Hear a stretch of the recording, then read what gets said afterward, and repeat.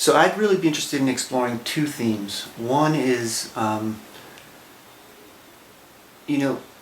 both in our own experience and also in what we're seeing and working with others, how trauma, the actual, experience of working through, resolving, continually revisiting the contractions of trauma states, those really deep-rooted contraction, ego contraction states, how they're actually a gateway to liberation, real liberation. Right.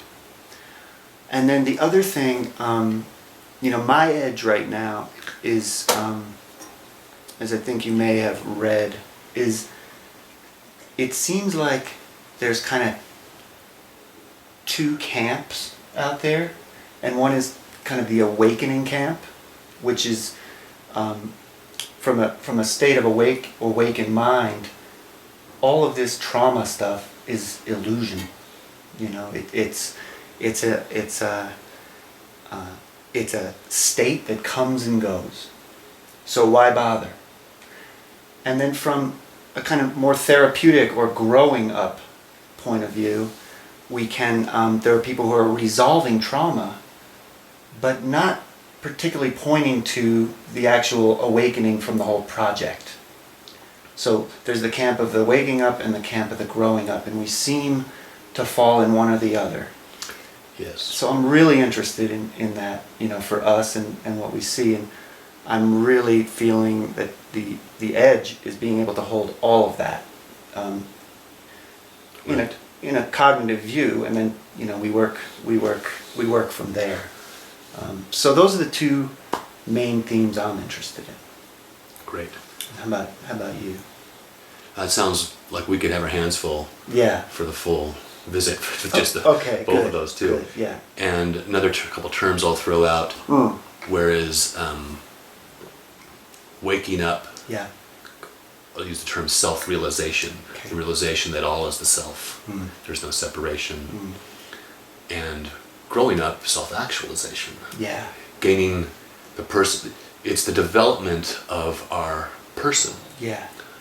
Which waking up might say does not exist, and yet it's part of our experience. We can't deny it. Right. Yeah, we do experience. It's like our skill sets, how we move through life skillfully, how we mature. These are self-actualizations. How we take our ideas and implement them in the world. Yeah. Be it through relationship, where we want to live, how we want to work. Exactly. All these things, that's all self-actualization. Right. And the two can be confused for each other. Yes. But I remember for myself, my journey was all about self-actualization.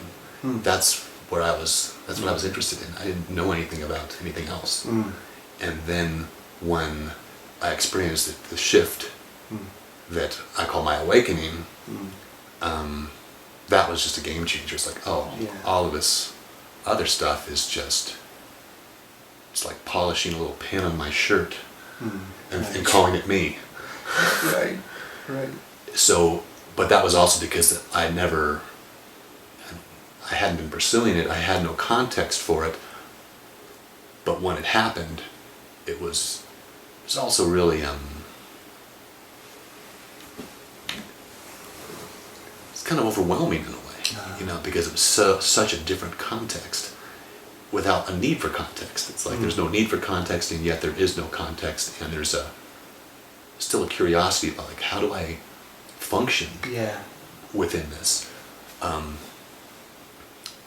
So without going down that road too much, because that'd be another subject, but just to put out those terms. So we have waking up and self-realization, growing up and self-actualization, and it's just to look at how does how can trauma be used as a doorway to actually have more liberation? Yeah. Okay. And then, so one point of clarification on that, because I when I last met you, I thought you did such a nice job describing what I'm calling waking up, or you're calling it self-realization. I think we, along the path, get confused about what that actually means, and that you were talking about your path was self-actualization, Yeah. which is continuing to develop the ego, Right. in stages of development that are being mapped out really well, Yes, in terms of exactly. adult development and all that, and that we get more integrated, more conscious, more compassionate, able to include more perspectives, but we can often mix that up with actual awakening. Correct. So how would you describe awakening as separate from growing up? To make the distinction. Yeah, because that's where I think a lot of people that I work with and myself kind of get mixed up, and it can be a real rabbit hole to go down to think I'm waking up when actually what I'm doing is growing up. Right. Absolutely. Yeah. And there aren't many people who are really interested in both. Yeah, so just also to illuminate it so it's less vague. For me, in my particular situation, growing up, self-actualization was about becoming a successful musician, growing my skills as a musician, growing my skills as a businessman, and my personal development skills so that I didn't get in my own way.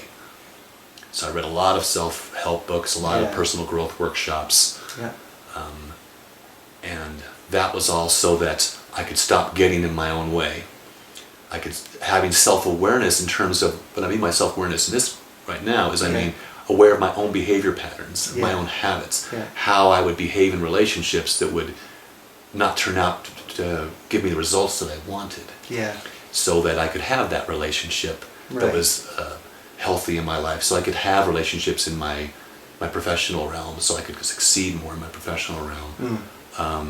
Looking at my addictive patterns so that I could work more effectively without actually overworking as a way of trying to compensate for something. Right, running the motor really fast. And what happened, so this seems like a good path to take, when I had the awakening, I saw all of that. I saw all of my dreams for having a relationship, and I saw all of my dreams for being a world-class musician, and having a healthy body, and I saw all the energy that was going into that. And what I saw very clearly, and I knew this actually before the awakening too, was I deep down felt like if I didn't succeed in this way with all that I had my gifts, talents, that I was a waste of space. That was a deep-seated belief. Right. And so there was a way I was going after all of these things to compensate for that feeling of being not enough. Yeah, so for the deficiency. Exactly. Yeah. And when the awakening happened, Yeah. what was so clear is, well, this is what I am. Yeah. I am, there's nothing that I am not. And there's no way I could create an agenda to create myself being what I already am. Right.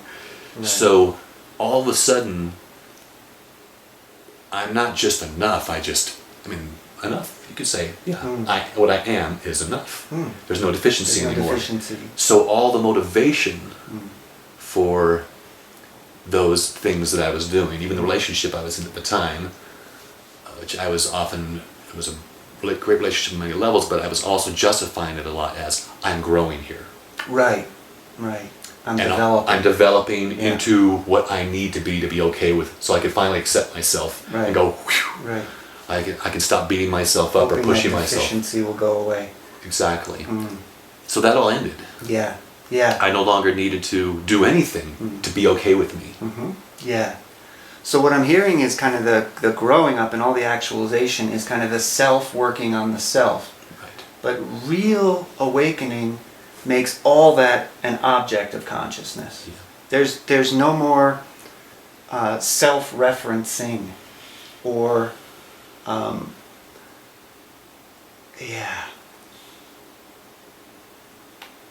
think that the cornerstone hallmark languaging seems to be around self. It's not a better self anymore. No. Okay. Yeah, I did not have to create a better self, because what I woke up to was there is just oneself. There's no better, there's no less. I can't make it worse, I can't make it better. And that was a whole, the words game changer always comes up, because now this living life thing completely changed. What do you do now when there's no ambition? Right. The desire to do something comes from a different place, you could say. So that, for me, was a real distinctive point between waking up and growing up. Right. And both are still happening. Yeah. I mean, it's I would say there's been a threshold that's been crossed, because I can't mistake what development of my person is. Yeah. You could say, I mean, I'm still learning how to communicate more effectively, how to manage my finances more effectively. I mean, this is all personal development. Sure. And at the same time, none of that has an impact on my true nature. I try those words out there because those words get used a lot. Right. And go, okay, you know. Yeah. Okay. So maybe now we could move into,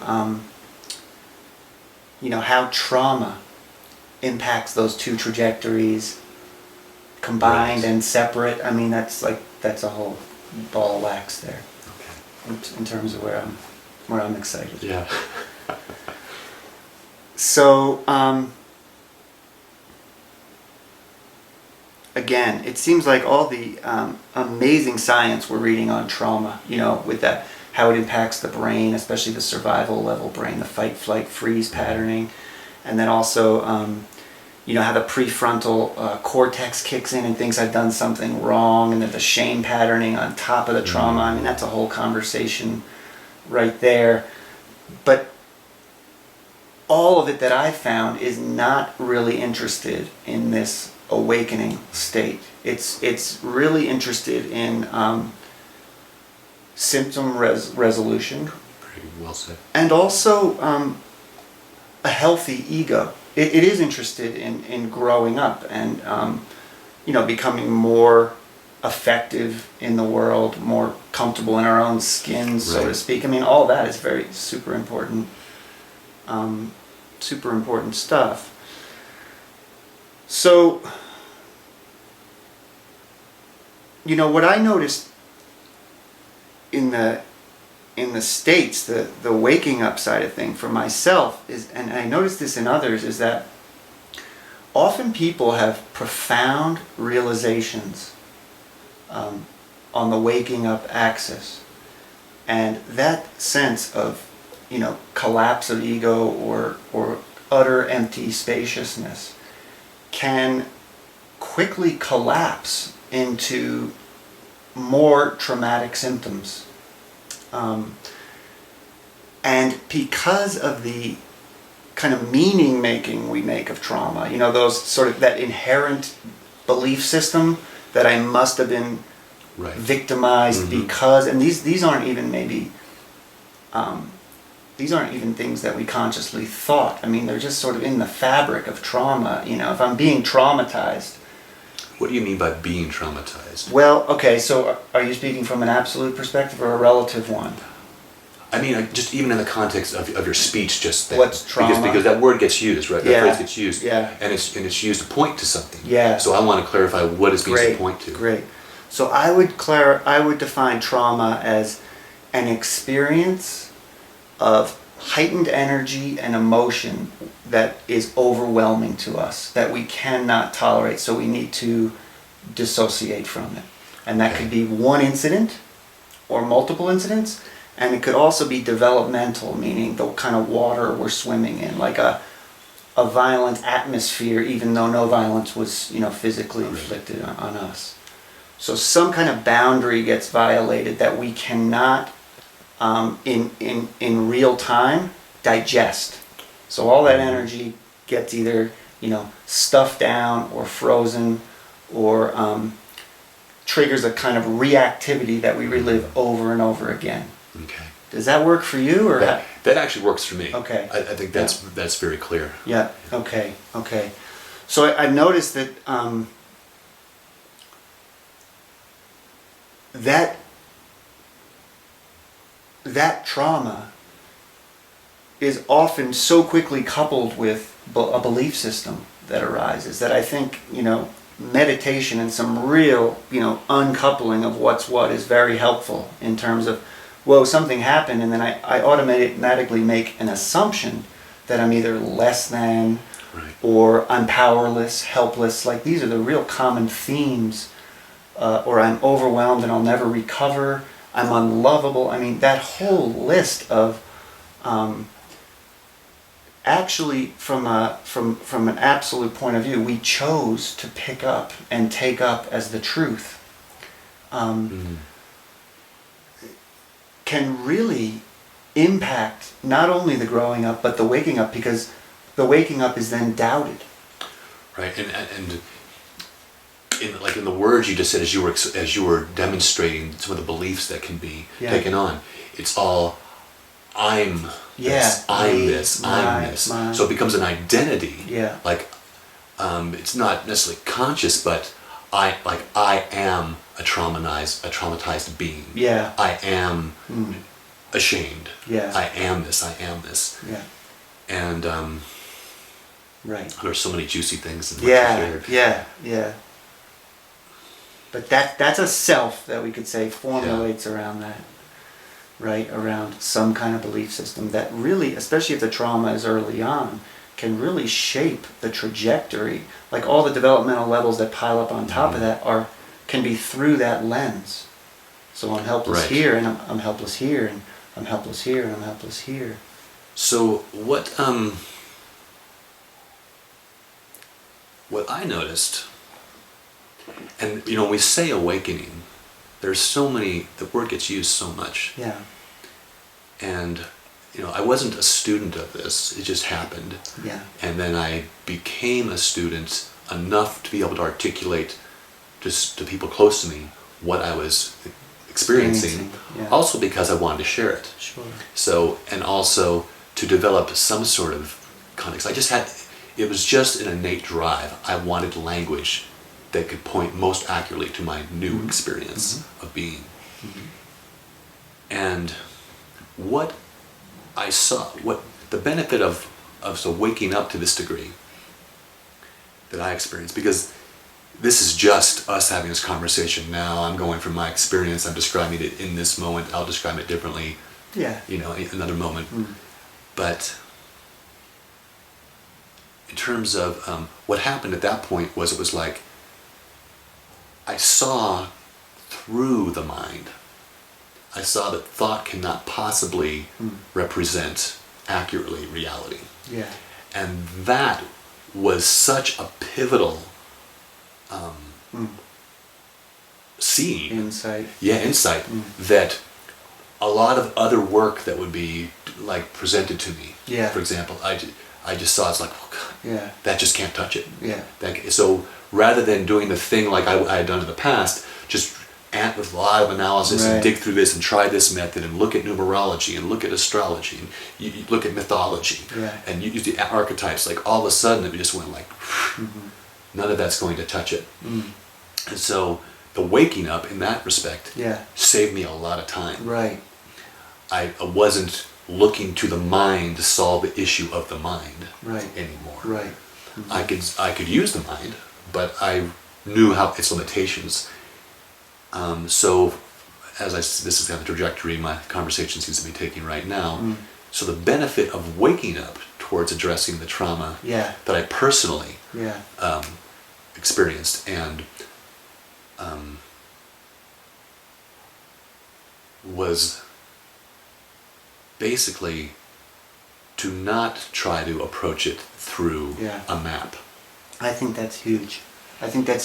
And one of the arguments for doing some real practice around waking up, separate from the kind of therapy psychological view, because my experience is that having a taste of that creates enough space actually for the trauma body to actually move through, because I'm trusting in something else. Right. Yeah, and I think that's huge, is to train in that. I mean, for you it doesn't sound like you trained much actually, and you had a. I actually did. Uh-huh. It was, and I can, if you want to complete your thought, or Well, yeah, I mean, just the thought's complete, but I just wanted. I think that's a real, stake in the ground of this conversation is that if you're focusing so much on growing up and you're down in that hellhole of trauma, trying to fix the deficiency that we talked about earlier, without the perspective, the right perspective, in Buddhist terms, the right view, that I am not that. Yeah, the view, it's huge, because it allows for enough space and context and trust to let things roll. Yeah. And to be seeing the thoughts as objects rather than me, and the feelings as objects rather than me. It's a game changer. Yeah. Yeah. When I talk about my training, and this kind of leads me to this other thing about like which approach to take. Yeah. Because if you've had an awakening to this degree, then you have a knowing. Yeah. But that doesn't mean, and I'm not talking about awakening, of course, for our viewers as a state of bliss. Right. That's not the same thing. States come and go, but I'm talking about a recognition that remains no matter what. Yeah. And that recognition can deepen. Yeah. So what my training for me was, I think this is really important for the people who have not had that shift, is just following what's most real for you. Because here's how my training began. I was one day in my car driving. I was really working on my self-actualization. It was really coming together. I was about 27 years old. So I was starting to see the fruit of it. Life was good. Life was good. Yeah. Girlfriend, band, self-employed. Finally had crossed a threshold for my self-actualization. And I had this sense that I was running from something fundamental.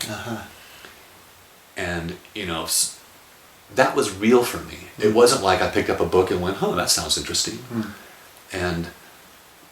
But for me, it was something fundamental. It was like something was saying, come closer. And I was going, not now. I'm busy. I'll get to you. Yeah. And I just got fed up with doing that, putting it off. So I went home. Immediately, I drove myself home. I laid in the middle of my living room with my arms out in a crucifix position. And I said, come and get me. Because I figured that was the opposite of running. Yeah, right. Just go into the deficiency or whatever it is. This is what's real. Something, I'm feeling this call, so I'm going to go say, okay, I'm here. I'm not running anymore. Now what? And I felt fear. There was no big kaboom or anything like that. It was, Taylor. It was. I just sat there and I was going, okay, come and get me. No big kaboom. Now what? Oh, I feel fear. Interesting. And the terms that came to my mind, the thoughts that came up were, a moving target is harder to hit. So that was basically going, maybe that's why I move so much. But then again, I was in my head. 5 years later, I had kept doing this. Every time I felt that compulsion that I was running and I wanted not to run, I would lay down and do this crucifix, come and get me process. But over the 5 years, I took up yoga, and so. But I was also starting to notice I'd pay attention to my breathing. I couldn't meditate because I just couldn't sit up. My back hurt. I wouldn't sit up, and I didn't go after meditation practice. I tried it a little bit, but it didn't work. But this was kind of my meditation looking back.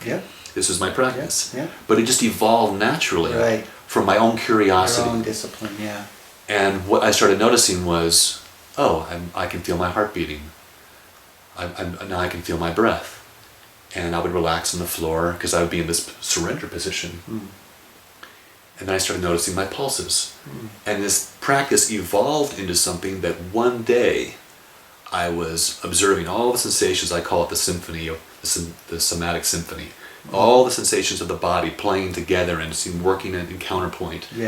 And my attention was so on that, my attention was not on thought. Looking back, that's how I describe it. Pure sensation. It was just pure sensation. So I was really in the present moment. And I heard this voice in my head say, touch yourself here. And I went like this and touched my forearm, and a primal wail burst out of my mouth. My whole body just went into this, And in that moment, it was like there was this little, because there was this witnessing state where everything was perfect. There was no problem. And the body at the same time was releasing all this energy, this primal whale. Right. And I'm seeing this happen. Mm. And this thought comes, good, very good. Now touch yourself here. Mm-hmm. And I just kind of went along with this for the next 2 hours, fascinated by all this energy being released. Totally calm place. And so I continued doing that. And I thought, one day maybe I'll teach this. Yeah, right. And I called it self-healing. But I was into my musical career, so I thought, well, that one day but I kept doing it for myself. And I found the body is just so wise. It just does so many things on its own. If we get out of the way, it wants to regulate. That's a story I'm making up to describe it, but it seems that it wants to regulate. The trauma therapist would agree, Yeah. And on a biological level, we want to be in harmony on an energetic level. Yeah. And about 13 years later, I experienced 13 years? No, it was another 7 years. 7 years later, I experienced that big shift. So in that sense, I had training, but it was a real instinctual, just self-evolving, just listening. Just listening training. It was just intrinsic. Beautiful. Yeah. So in that respect, what I like to say to the people who are who haven't had that shift, maybe even those who have, people will find what's authentic for you. Like, what is the thing that is most real right now? And if you can face that, and just say, hey, and maybe be honest and recognize that you've been resisting it, running away. And I found this happens even after the shift. Sure. It's like, there's something else now here. The habit to move away. Exactly. Sure. Well, that might lead us to another theme of moving into trauma as a gateway, or not.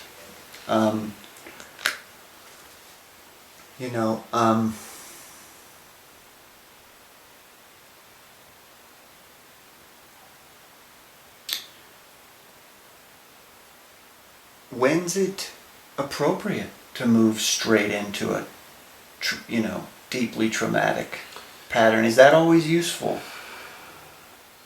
Again, from a waking up, from a growing,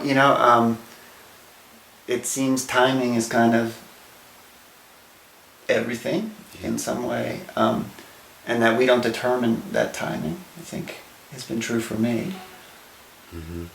Yet, there seems to be a real egoic block for all of us to experiencing pain. We don't want it, and we want to move away from it. And even using the idea of meditating or practicing to get away from deep ego contractions, which, may or may not always be the same as trauma, but that kind of deep, energetic, stuck stuff that we are unconsciously moving away from all the time, seeking something else, seeking pleasure, really, and even bliss, and that subtle thing, which may have its place on the path of awakening, but we're defining that as different from awakening, which is, I think, to be reiterated over and because we can get stuck in wanting to feel good, wanting to even feel connected, wanting to feel whole, but moving away rather than towards. Right. So, what was that like for you? I mean, I could say maybe I'll say a little bit for me after, but what was it like for you in terms of using trauma as the actual, or was trauma a doorway, going in? Like, was it your awareness going in through that, or coming up and out of it, or, both? Yeah, for me,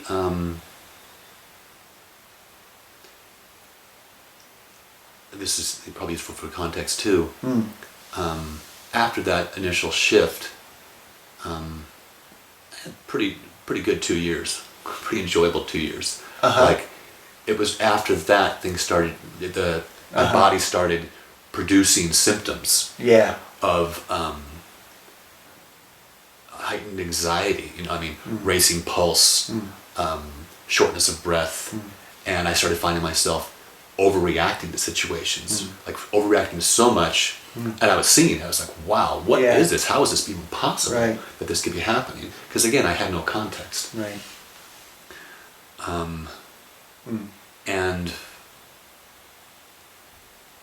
I can speculate a lot about what started it, but that's not really where we're going. And it's more like, for me, I was just thrust into a very painful situation. Right. My experience was physically painful, it was emotionally painful, it was, you could say psychologically troubling. Yeah. Because I was experiencing involuntary symptoms in my body. My body was shaking, was trembling, I felt nauseous. I'd wake up in the middle of the night feeling like, this still happens sometimes, it's just much less. Yeah. But feeling almost like I came out of a stupor, like I'd been drugged, and I woke up in a wave crashing on a beach that was tumbling me. Wow, that's so out of nothing. Yeah. All of a sudden, just okay, what's happening? Which way is up? Yeah. And the pain of that. Yeah. The physical. Once I realized, okay, I'm in my bed. Yeah, I'm like here. I'm here. I'm still alive. Yeah, this is happening. And what I found was, see, this is where it turns into like how trauma can be a gateway. Yes. Because this is real. What's happening? I'm not imagining this. Yeah. This is not me meditating on something, on an idea. Right. There's actually something happening, and my body is having a conditioned, you could say, response, a survival response. It's going into contraction. Yeah. Now, because I had done this practice, which, just to give it a name, call it, I've used the term somatic inquiry. I have different terms I use for this, but the crucifix surrender practice. Yep. Because I had done that so much, what would happen is this stuff would happen, and I'd be in this turmoil of probably adrenaline, fight or flight, all that's happening. Yeah. And I'd recognize, I can't resist this. It's making it worse. I have to fully surrender to it. So I would go into the position, I would put my attention on my breath, I'd put my attention in the areas where the pain was the most. Yeah. It's counterintuitive. Totally but to turn right toward, because part of the suffering, so there's definitely pain, there's things happening, but like I say, like that's the fire. What throws the fuel in the fire is all my thoughts about, oh my God, why is this happening to me? Yeah. My life, all the resistance. This is always going to be happening to me. Yeah. My life has been this way, so I go into a story, so I'm not really feeling what's happening anymore. Right. My attention is completely on the story about it, which is making me feel worse. Totally. So when I take my attention from the story, the narrative, seed it right into the sensation, the heart of the sensation, I like to say the epicenter. Yeah. Then it's almost like getting into a hot bath. Okay. Yeah. Like at first it's like, don't want to go there, Yeah. But then eventually, just relaxing and sinking in, there's I found an immediate transformation of the experience. Yeah. Now, everything's still happening, but there's a little bit more, it's contained in a way. And a lot of times the fear will start just to seep up. It's almost like, and I felt this actually in my body, the old commercial plop plop fizz fizz. It's like dropping something like a pill in water, and that pain seems to be solid. But when the attention is holding that pain, then the sensation starts to dissolve, and I've actually felt the dissolving of contracted areas in my body. But the trick with this, putting the attention on the area of pain, is if it's done in a way which is from a real contracted point of view. Yeah. Like I gotta fix this. I gotta get it. Yeah. Make it happen. Go away. And there's still this contraction, and doesn't help. Yeah. But when I open up my body and feel my breathing and become aware of the space that is here, Yeah. like reality is not this contracted piece of pain, Yeah. the symptom. Reality is much bigger. Mm. Then there's a spaciousness for this opening to start happening around the pain. Mm-hmm. And that is a direct experience. It's like I used to call it night school, Mm-hmm. because it usually happened to be at night. Yeah, me too. Yeah. Mm. So that's the difference between sitting and contemplating something, contemplating surrender, Yeah. and actually being in a situation which is terrifying. Yeah. And within that amount, learning to open to that. Yeah. And I would sometimes I would kick and scream Yeah. and fight, and I would just let myself do it. Mhm. Like just kick and scream until that was exhausted. Yeah. Then it's like, okay, that's not working. And go back into the, Yeah. and it just kept happening over and over again until at this point, there's just a much greater capacity to feel sensations I'd rather not be feeling, Yeah. and not get caught in a story about it, but just, it's like automatic. And I want to hear your examples, but I'll just to give you an example.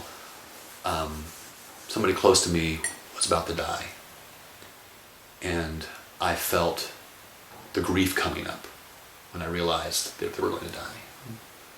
And when the grief started coming up, I was walking, and a friend of mine was in the waiting room, and I was walking towards her, and I felt the grief come up, and I just threw my arms open. It's like it was just a natural thing to do. My arms went open, and the grief just came pouring out, like the tears, the blubbering, all of it,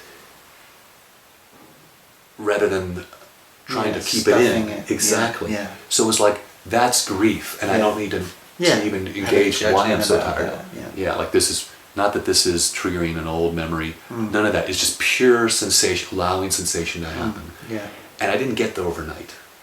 You didn't what? I didn't get to the capacity to be able to release like that and allow sensation overnight. It took time. A lot of your overnight experiences. Yeah. Exactly. Yeah. Yeah. We have a very similar, the motifs are really the same. That image of, waking up from a stupor and just feeling like you're being crashed in a wave, and what's going on here is where the cognition goes, trying to manage it in some way. And I have had very similar experiences of training myself to really, pretty fiercely actually, to stay in the contraction, to discipline myself to stay with, and to really take a fine-tooth comb. What is a thought? What is an emotion? What is just a sensation?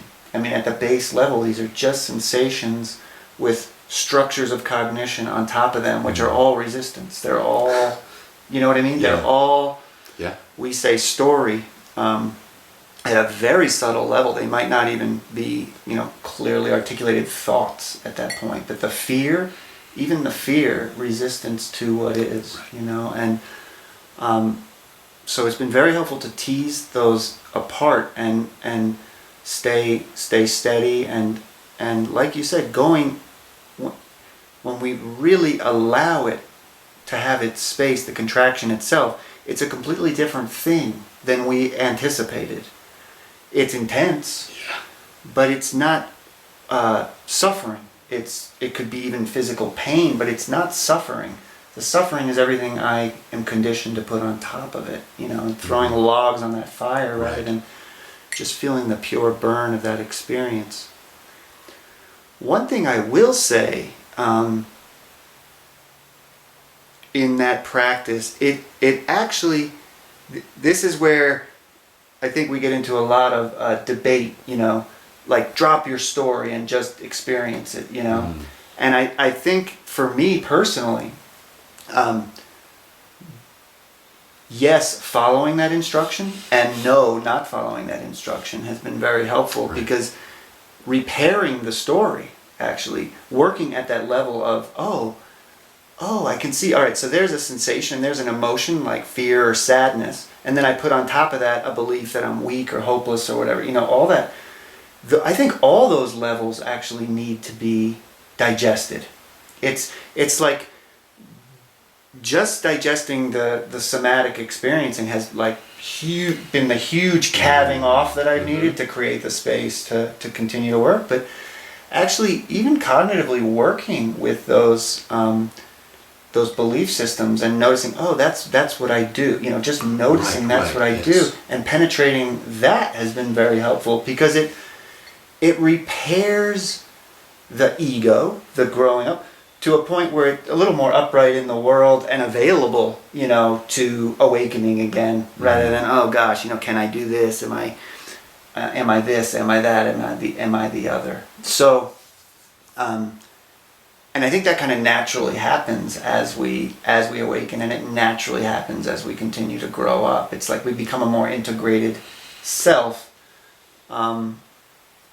by going through, but all those levels, the emotional, the cognitive, and definitely for me, and it sounds like for you, the somatic, just the raw energy of what that is. But I think it's different for different people. Can I ask you a question about yours too? Yeah. So what I've noticed in mine was the cognitive piece comes after. Definitely. Always after. Always after, in time. It's right. It's like the cognitive framework, Yep. which is still just that. It's framework, but it has its use. Yep. But that always came later. Definitely. Like in the moment Yeah. where the suffering is happening was not the time for me to try to use my mind to alleviate the suffering. Right. That was just because That's there's another an intelligence here. Yeah, that's another escape. Exactly. It's another resistance. It's not really being present. It's not really feeling. Right. And the freedom that I've experienced came from letting go at levels. It's like the word surrender. It's like write out the definition of the word surrender. You write it out. Come back 5 days later. Oh, that doesn't do. That's like shallow. Oh yeah. And it just keeps on deepening. And so and that's what I've and it's difficult for people. It can be difficult to do because we're so used to using our mind, to reaching for our mind as the first tool in the box. Right. And that also some people in going, for that deep, actual present moment experience of a contraction can be so overwhelming, that it's like, I think you had a good example of, it's like, touching into that, but then realizing the space that's occurring in, or, bringing in resourcing even thoughts, feelings, memories to allow the system to relax enough to, be able to touch in there a little bit at a time. Because if we're just going in there and we're bouncing out and it's overwhelming us, we're just continuing to perpetuate that same state, which, there's some contraindication for doing that in terms of it actually maybe keeps the framework of the traumatic memories, thoughts, beliefs is actually deepened or repeated again and again. Like, oh yeah, it's true. If I touch that, I am a victim. If I touch that, I am, Right. What I mean? Yeah. You're so saying if skillful way. I'd like to. Yeah, that's a way I like to name that also, because it's really important.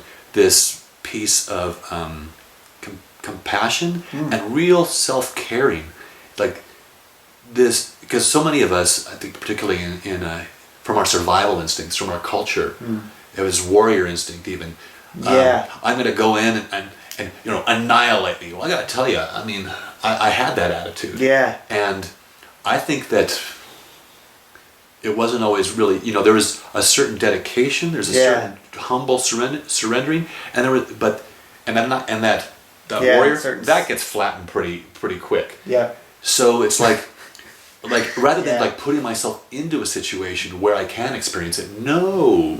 And like I've molded and shaped my life to be gentle on my nervous system. It's like, okay, this body is shifting. Right. I have to care for More it. rest. I can't ask the things. I can't put the things into it that I used to. Yeah. And I have found, because when I was doing that, it was just such raw. Yeah. It was such a, you could say, just a raw response to that, just to surrender somatically. But it was later that I started learning, it's like, okay, this would be a good time to actually get up and go for a walk. Right, go easy. Yeah. Yeah. Don't, Push. Or, yeah. Yeah. It's like, it's a subtle thing. It's not a black or white thing. Yeah. It's just about really being honest with yourself in the moment that something like that's occurring. Like, Right. am I kind of like going like, okay, I'm surrendering. Yeah.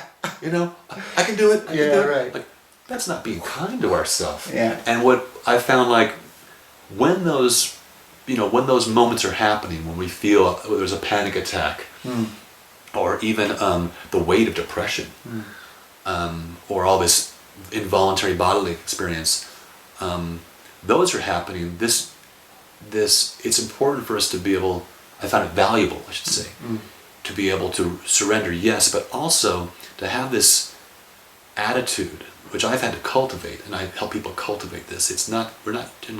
Aren't shown this growing up, is to treat ourselves like somebody we really love, like our best friend, our body, treat the body like our best friend. Yeah. And what that helps with is, it's like in all the moments in between those episodes, those dramatic episodes, all the normal moments in between, when things are more subtle maybe, or when we're even feeling good, is to treat ourselves like our best friend. Yeah. And that creates a sense of safety, because now who are we in the presence of? We're in the presence of, to use our mind and our imagination, we're in the presence of somebody who cares for us. That, knowing that I care for myself, like, not like as an attitude, but actually in practice, like, moment to moment. I'm going to stop multitasking, I'm going to move a little slower, I'm going to go to the bathroom instead of holding it for 3 hours. Yeah. I'm going to have something to eat that's nutritious, that I'm going to take a nap. All these different ways of caring for our body. It's like almost like there's a word for this, but I don't know what it is right now. Right? That's just sort of what is going on that's a daily practice. That's happening. It's an attitude. Yeah. When the emergency strikes, Exactly. Yeah. that has already created a space to hold it, but when the emergency strikes, that's when it's more like, okay, now just be with the experience, and not in a way that is demanding or like, again, just trying to live up to something. Like, I can take this. Yeah. I think that creates resilience also, when it's like, when the hell comes, we're depleting ourselves. We're actually depleting our bodies. We're taxing the resources we have, and if we're already on an empty tank, that's where we're going to live, rather than that's what we're going to work with. So I think that's an important point in terms of really taking care, and yet not mistaking that for escape. Or not mistaking what for escape. Really taking care versus checking out from pain. I think that's the line we're often walking. Can you say more about that checking out Well, from pain? So it sounds like for you and I both, intensity is what was needed to break through in some way. So we can be doing a lot to kind of be managing all the intensity, moving away from deficiency, and calling that, oh, now I'm taking care of myself. When actually, that's actually moving away from myself. Taking care. Yeah, well, it's not actually taking care. It's actually reifying the self. I want to be really more clear on what you're saying here. So what you're describing, because it's important, as not taking care, it's like masking as taking care. Exactly. Can you illustrate that behavior that you're saying as that? Like, I'll give you an example that isn't well thought through. I'm in a relationship, and you're making me uncomfortable, okay? And the reason you're making me uncomfortable is because I have a shadow, actually, You're never making me uncomfortable, actually. I'm just uncomfortable. I don't like something you're doing, or I start to generate energy in a story. So I say I need to take care of myself by getting out of that relationship. Right. Now, is that taking care of myself, or is it actually moving away from the deficiency, moving away from the shadow, the energy, moving into the energy? And that's where, it could be both. We might need to get out of a bad or abusive relationship. So it's not a moral judgment here. It's just, not mistaking or walking that's a contemplation. What's really right good for me right now, versus moving away from the intensity. Where we could have a real insight into something much deeper about ourselves because we went into the intensity. Right, and I think it's so important is the self-care in terms of we're all just doing the best. We're doing the best we can. Yeah. We're shooting in the dark sometimes, and a lot of times making these decisions the best we can, not from a still state because we're activated because it's intense. Mm-hmm.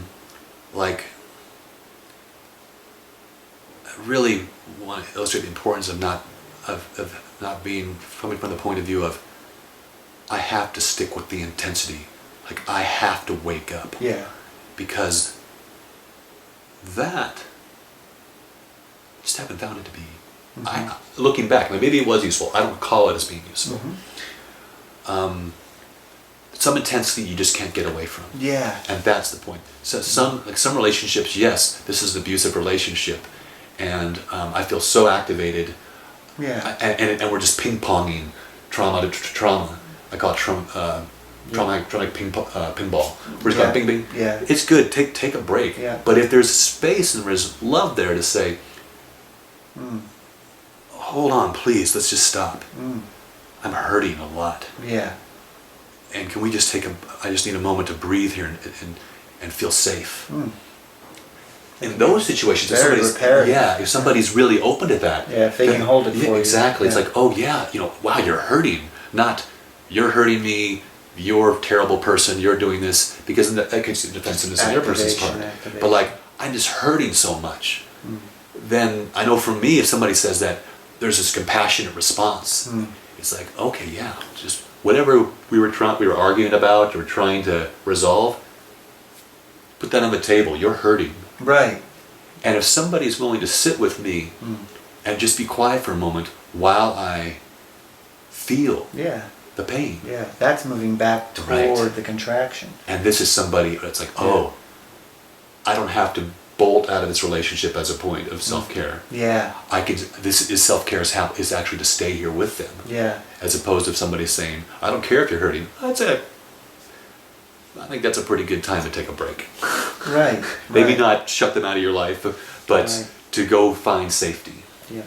Yeah. Would you agree? Yeah, I would. And I think what you're talking about is a kind of more real compassion rather than thinking compassion. Really, that person is then able to respond to that person, and that is a resource to go in and feel the contraction versus something more, thinking. So, thinking about what I need versus moving in to what's actually happening. Yeah. Yeah. So that's good stuff.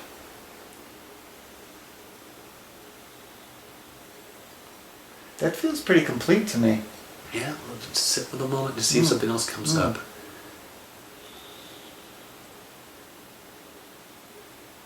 What I feel like I want to share is, there's this view that I became aware of about awakening. So I had this shift, which I call my awakening, and then I entered into the spiritual realm, songs and things like that. Yeah, books. And I heard other people talking, and I heard what appeared to me, my interpretation of what I was hearing was, wow, there's a lot of confusion here about what's being said, because I already had the direct experience, and I was looking for words to match my experience rather than words to help guide me toward the shift. Right. And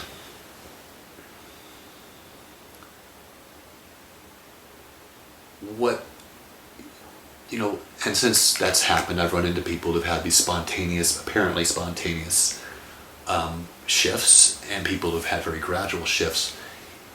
And what I find is really important for the people who are looking for this, that for a shift into greater liberation, a change of view, is to demystify it. It's like, take out the whole, well, this happened to so-and-so because they had the right karma. Right. I mean, first, I have no way to verify Right. what this karma is. Right. But I like to present it as an art and a skill. It's like learning to see beyond the veil of our beliefs is a skill. It can be taught. I teach it. And I've taught myself it through inquiry, and I've had other teachers point things out to me and just go, oh, yep, I see that. That's a skill that can be learned. And in terms of like the, some people are very natural at a skill. They never get a lesson. Right. I also teach guitar, so I'll use that as an example. Right. Some people pick up a guitar on their own and they just excel. Some people need a little bit of instruction. Some people need a lot of instruction. But this can be learned, to see beyond our beliefs and to be able to feel what is present without going immediately to a story and disassociating or trying to get out of the feeling. Right. And the art is like to be able to feel what's happening in our bodies when we feel activated, and to go, okay, I'm going to use my skills now, and I'm going to feel this. But also know when to apply your skill, like to direct your attention, and when to surrender all use of your skill at forget all. about it. Yeah. Of any, of like, you know what, I can feel I have an agenda in here, and it's getting in the way, and let go of all effort in it all. That to me is the art, and it's something I think everybody, they can be guided in it, but some people have to just kind of find their own voice in it. I mean, I would call that two things. I would call that relaxation of the agenda, like really real relaxation. Right. And without the checking out part, but really relaxing into what is.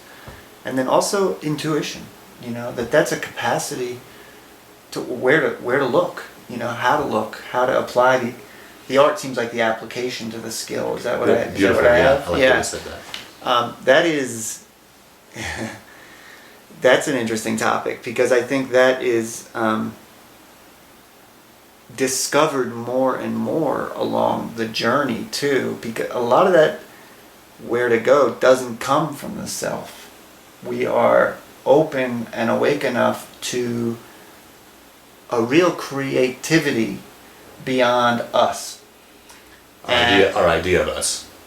The concept of us. Yeah. So it's both cultivating that art and then also relaxing enough to let the art in, I guess is how I would say it. And that it feels to me that the further I kind of deepen into that, the less selfing I do, and the more the art is trustworthy.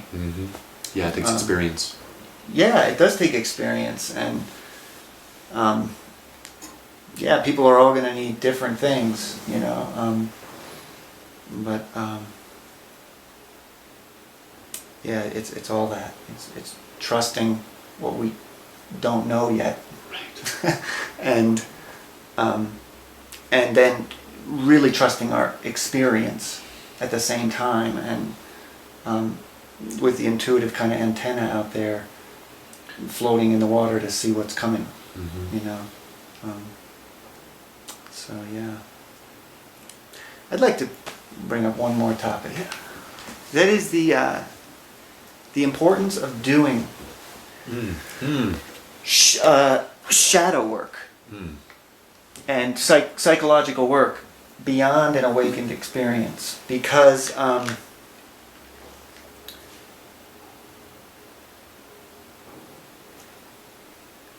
shadows are parts of me in the relative, right? In the growing up, that I can't see. I can't see all parts of me. There's an unconscious, say, in Jungian terms, and awakening sees through the me. Yeah? But it doesn't see through the me I can't see. Right. Right. So this is where again that the dogma of wake up and move beyond the Right. ego is really dangerous, because we still need mirroring and feedback for the me we can't see, even though we may be awake. And that those shadows, often those sub-personalities, so a shadow is a part of me I kind of swept under the rug. It's a part of me that I would rather not admit I have, a selfish Mm-hmm. part or an unloving part or a deficiency still that I can't see. And these things build on top of traumas a lot. Top of dramas. Traumas, okay. So back, just relating Yeah. it back is, that frozen, boundary violation or that initial, overwhelm. We do stuff psychologically to manage that so that people don't see it in a way. Like there's an unlovable. I'm unlovable. Yeah. Well, I don't want to feel unlovable, so let me show you how lovable I am. You know what I mean? And let me really show you how lovable and great I am. And meanwhile, there's this whole sub-personality that it's coming out of a deficiency. Mm-hmm. And so I'm really lovable and I'm this lovable person and I can't see the unlovable part. I just can't see it. Awakening may not always help with that. I mean, I think it can help, but the importance of in the mix of, post-awakening experience, that we continue to be curious. Yes. Very curious about what am I not seeing? What perspective? And that usually these things come up in relationship. The shadow, Yes. the part I don't like about you, for example, is like a big part that I'm, shifting under the rug, or the part you don't like about me, or you're, set off by that. I can get really curious then. What is the part that I can't see? Because those are contractions that we may not even be aware are arising, no matter how awake we are. Any thoughts on that? Yeah, I'm really glad you brought that up because that also ties into the growing up piece and links them both nicely. A couple of things. As far as like when the initial shift happened with me, I felt a lot got cleared out. I mean, definitely a lot got cleared out. I used to have night terrors, and they just stopped. I mean, that night they stopped. So that's significant. Something really deep. It's like it was a deep clenching that just let go. In the psychology that let go, It was like there was a way that I just couldn't get hooked anymore. That said, I was not impervious, and I still don't consider myself impervious to being hooked. And I'm using the word self. Let's be loose around the word self here. Self as in an ego self? Or What I mean by the language is always let's not be tricky. loose around that word. Okay. What I mean by that is I'm not actually saying myself. I myself can be hooked. What I'm saying is there's behavior. Behavior. It's like even the word parts. I consider it's more like that's actually what is that a part of me? Actually, for me, the language is more accurate to say it's a behavior. There's a belief in a behavior. Okay. Yeah. Because so if I'm in a relationship and all of a sudden there's a behavior coming forth that is not at peace, is definitely triggered, I go, oh, look what just came up. What's happening there? Yeah. And that curiosity is of not like establishing yourself. Now I'm an awake person. This is the new idea. This is just a new thought I have to identify with. This is not going to happen anymore. Right. What is happening is what's happening. And to be really awake is to say, oh, I'm really overreacting right now. And I feel scared. To me, there's more wakefulness in admitting that to yourself, if not also somebody else, than saying, that's not happening. Than maintaining some state. Yeah. That's just being asleep. Yeah, nice. So when a behavior comes forth, to absolutely always, I mean, I don't see any end to this. It's like, oh, wow, look what just came up. And again, that's in the moment. I'm not, just like the traumatic experiences, we use the term reliving traumatic experiences, we were talking about earlier, being in the wave, being tumbled. Yeah. It's like, all of a sudden it's just happening. Yeah, right. Oh, this is what's happening. Okay. To be present to this, to feel what's being felt, and to, like I may need to say to somebody, whoa, wow, I'm really feeling something coming up right here. Sorry I said all those things. I'm really surprised. And own it. You know, like, yeah, I said that, but I don't have to go into a big psychoanalysis of what just happened, because if I'm in that moment, I'm still feeling it. Right. It's like, okay. Tracking I'm your exactly actual as- experience. Right. Can we just slow down here for a moment? I didn't realize I was so triggered. And I see, you're triggered too. Well, is it okay with you if we take a break, or if we just take some silence? I see this as something that's just going to be probably ongoing. Maybe it'll stop someday, but that hasn't happened yet. Yeah, I think that's really healthy. Did that? I felt like I vamped a little bit there. No, didn't I think I felt kind of aligned with what you Okay. were saying. Yeah. All right. Sound good? I think so. All right. Yeah. Enjoyed. Yeah. Likewise.